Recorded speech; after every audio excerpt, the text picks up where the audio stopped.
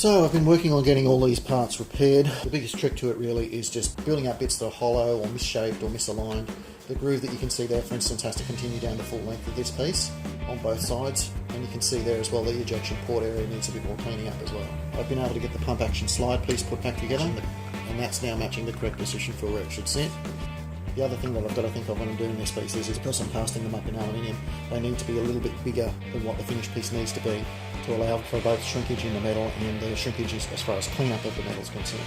So really it's a matter of working out where those corrections need to be, filling it in, sanding it back, filling it in, sanding it back until you actually end up with a piece that's 100% finished. At this stage the only parts that have had basically nothing to do with them has been the bottom piece for where the magazine goes in, the handle which needed just a little bit fill in there, and then the lines re-grooving.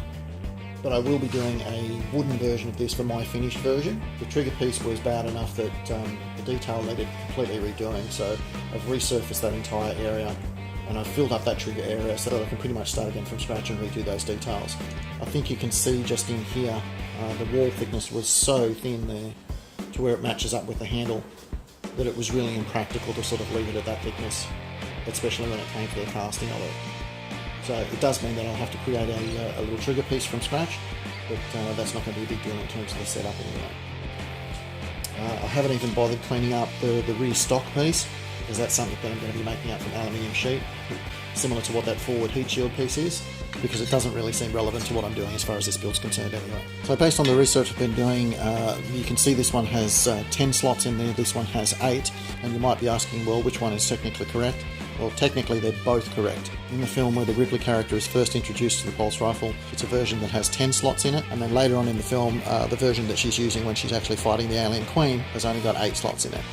I'm going to go for the 8 slot version, partially because I've already got one as a really good reference to work from, and partially because it should be a little easier given the spacing that's involved in the actual milling of the slots. Once I get all that cleaning done and finished up, the plan will basically be this. I've got the two parts of the outer shell that need to be put back together so that I can then, believe it or not, split this down the centre once again to a point where it's even on both sides, then hollow out the necessary pieces that I need to work out where the other components fit back and extend back into the body of this, as well as making room for where the extendable stock goes in and where the barrel runs through it as well. The magazine piece is coming along quite well and still needs quite a lot of patch up. The biggest problem that I've got with this piece so far is that it's significantly wider at the front than it is at the back, and I don't think that that's right. I'm not sure that you can see that in the picture there. Quite a bit thicker there than it is here.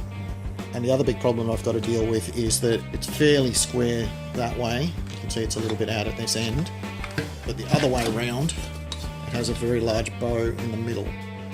So to compensate for that, I'll need to build up the surface of this area here so that that's at the correct level, and possibly thicken it out a little bit at the back so that it matches more closely for this, in a similar way to what I'm doing on that top edge there, where that brings it back to square as well.